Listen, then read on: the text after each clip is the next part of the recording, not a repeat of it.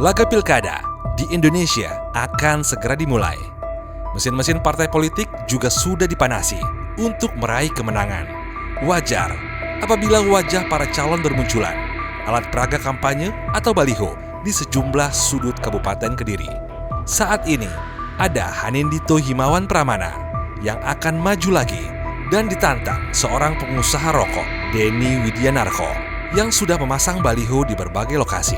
Apakah Dito berhasil menjaga rekor kemenangan PDIP di Kabupaten Kediri sejak tahun 2000? Ataukah justru Denny, sang penantang, akan membalikan keadaan di Pilkada Kabupaten Kediri? Jadwal tahapan Pilkada 2024 sesuai rilis resmi Komisi Pemilihan Umum. Kampanye baru dimulai pada 25 September 2024. Sedangkan baliho-baliho yang ada di sepanjang Jalan Kediri mulai terlihat pada akhir April 2024. Tahun 2024 ini tampaknya sedikit berbeda dengan Pilkada 2020 lalu.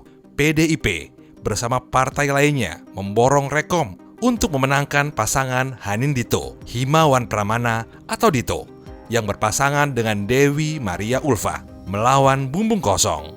Akan tetapi, tahun ini mulai muncul wajah Denny Widianarko, sosok baru yang terlihat serius menantang Hanindito di Pilkada Kabupaten Kediri 2024. Saat ini, Dito yang menjabat sebagai Bupati Kediri ini merupakan anak dari Menteri Sekretaris Kabinet Maju, Pramono Anung.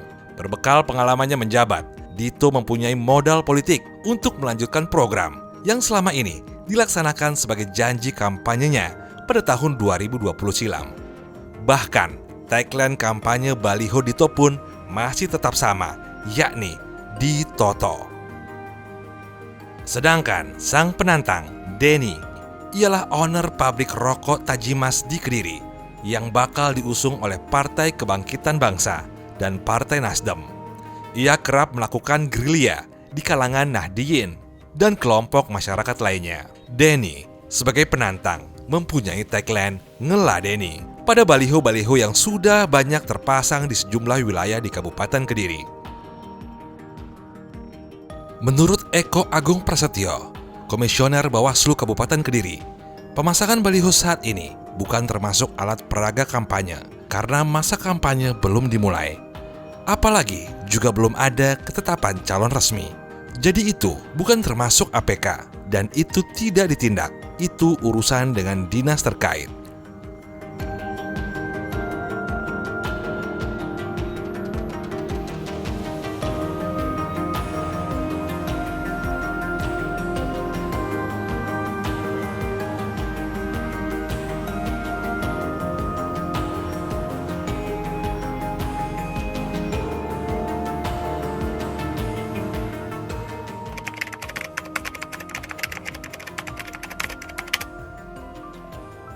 Walaupun munculnya pasangan hanya satu yang kemudian lawan kotak kosong itu boleh di dalam undang-undang, namun menurut saya ini adalah indikator atau parameter atau ukuran kegagalan partai-partai politik di dalam menciptakan kader kepemimpinan.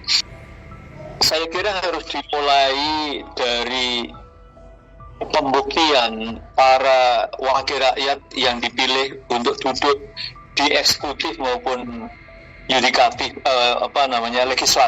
legislatif maupun eksekutif, bahwa posisi mereka di legislatif maupun eksekutif itu adalah sangat fungsional, adalah sangat berguna dalam program atau upaya peningkatan keadilan, kesejahteraan, kemakmuran, pembenahan hal yang tidak baik gitu. Selama posisi eksekutif dan legislatif itu tidak memiliki signifikansi terhadap aspirasi dan harapan atau kebutuhan rakyat, maka selama itu pula rakyat akan apatis dan memiliki peluang untuk tidak memilih alias golput. Jadi kalau mungkin kita rumuskan dalam proposisi gitu, semakin eksekutif dan legislatif dapat menunjukkan fungsi-fungsi yang positif bagi upaya peningkatan keadilan, kesejahteraan, kemakmuran, dan penyelesaian masalah rakyat, maka akan semakin tinggi pula partisipasi politik rakyat dalam ajang atau agenda pilkada, pilgub, pilpres, dan sebagainya. Tapi sebaliknya, semakin tidak ada signifikansi atau tidak ada korelasi antara kedudukan eksekutif dan legislatif dalam memperjuangkan nasib rakyat secara umum, maka akan semakin tinggi peluang golput itu. Kabupaten Kediri yang masuk dalam kategori kandang banteng atau PDIP, apakah berhasil mempertahankan rekor kemenangan sejak tahun 2000?